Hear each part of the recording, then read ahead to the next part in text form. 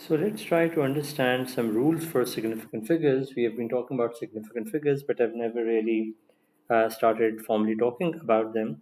The intuition that we had was that a number like maybe 714.6 is more accurate as compared to a number like 715, because this has four significant figures and this only has three significant figures. So the accuracy level is better above as compared to below. That's what we're trying to actually understand.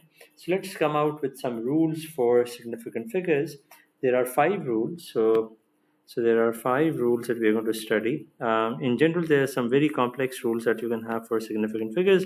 We're going to study five rules for significant figures. So I'm going to give you some examples and try to introduce those rules and see that they are fairly natural rules. Let's look at the first rule.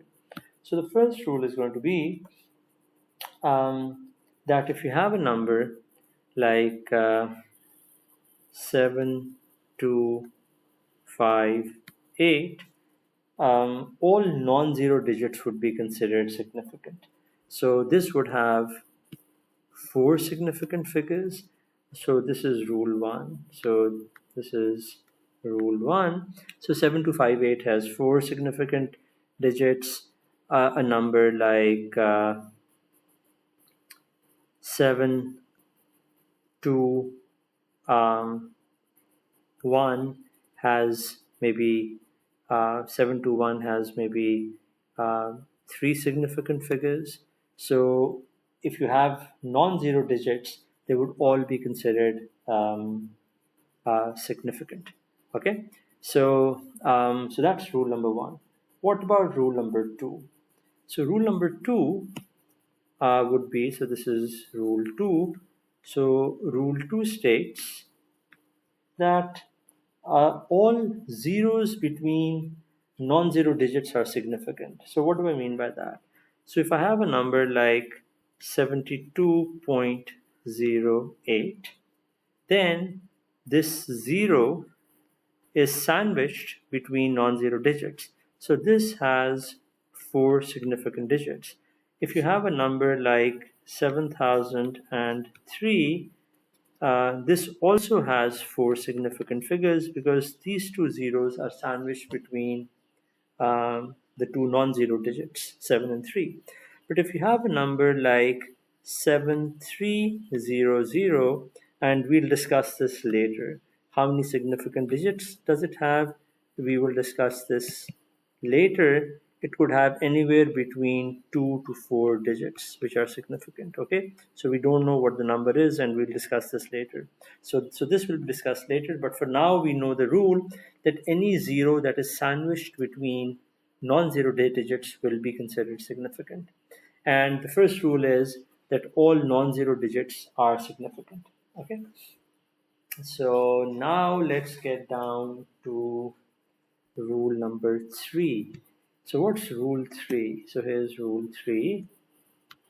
So this is rule three. So rule three, let's try to understand this. If you have a number like 5.7 centimeters, well, it's the same accuracy if I write it as 0.057 meters, and it will be the same number if I write it as 0. Now I have to add three more zeros, so 1, 2, 3, 0.057 kilometers. It's the same number, it has the same accuracy. Okay, so what we conclude is that if you have a decimal and all zeros before a non-zero digit are not significant. So what I mean by this is that this zero right here or these zeros right here, they are not significant. They are not adding to any significance. So this number has um, two significant figures. This has an accuracy of two significant figures, and it's the same for this number, and it's the same for this number.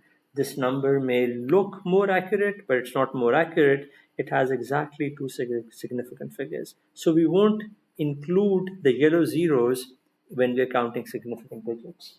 Okay. Now another thing. So let's get down to now rule number 4, which is a bit more interesting. So this is rule number 4. So rule number 4 states, and this is something we have to be careful. Uh, in a decimal, all zeros after a non-zero digit are significant. So let's think about this. So intuitively think about, what do you think is the accuracy of a number like 13 centimeters? And the question is, does it have the same accuracy as 13.0 centimeters? Well, actually, I mean, if you mull over it for a second and think about it, the second one contains more information than the first one. So this is more accurate. More accurate. Why is this more accurate? This is more accurate because this is telling you something which is not available in the 13 centimeters. So when I write this number as 13.0 centimeters, what I mean is that this number 13.0, I am fairly certain about 0, which means the answer has to be, so what I mean by this is that 13.0, when I write 13.0, it means the actual measurement is probably less than 13.05, because if it were 13.05, I would have approximated it as 13.1, and is greater than or equal to 12.95. Okay.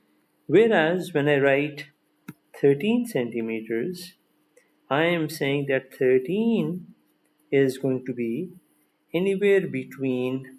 So I'm only going down to this number. So the best that the most it can be is 13.5 centimeters. Well, if it were 13.5, I'd approximate it to 13.4, and it would be greater than or equal to 12.5 centimeters.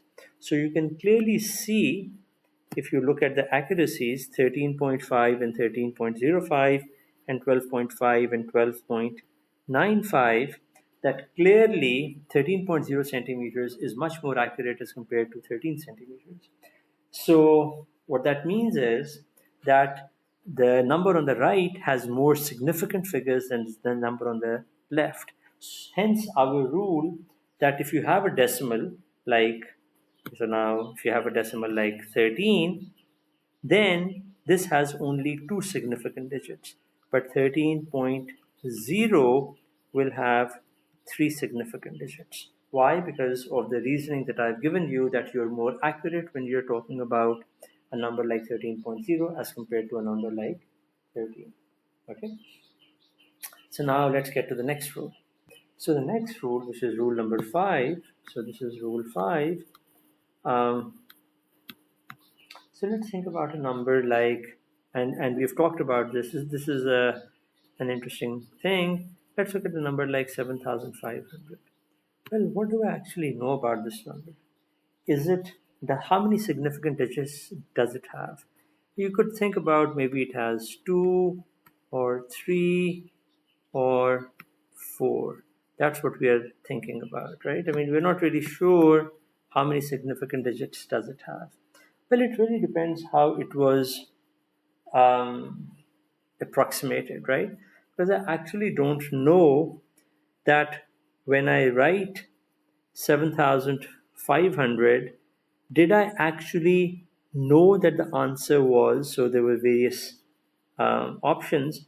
Maybe I know that 7,500, maybe, I mean, this is something which I don't know. When I approximated, maybe I know 7,500 is less than 7. So when I was counting, I know the answer is less than 7,500.5 and greater than equal to 7,499.5. If that were the case, then this would mean this has 4 significant figures, because the 0 becomes significant. Okay? But on the other hand, If I only knew, and I'm going to give this example, if I only knew that 7,500 is between 7,550 and greater than equal to 7,450, because anything like, if I'm trying to approximate to two significant digits, then 7,450 would get approximated to 7,500. So in this case, this has only two significant figures. But once you write down 7,004, and then there's an intermediate case for 3 as well. But once you write down 7,500, I'm not really sure how did you approximate when you got to this answer. Okay, so right now I'm not sure whether you have 4 digits or 2 digits, and then you have to go back and ask the person, how did you approximate this number, and then you can tell me whether there are 4 or 2 significant digits. But please note that if I write 7,500.0, then this guarantees that you have 5 significant digits. This is guaranteed.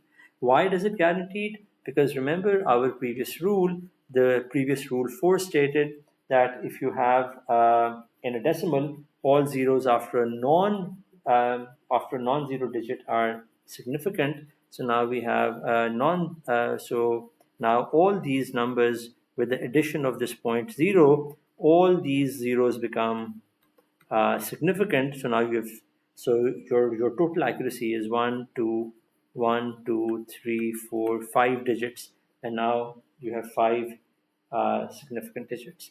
So these are the 5 rules of significant digits. Most of them are fairly intuitive. You need to practice them, and hopefully things should be clear.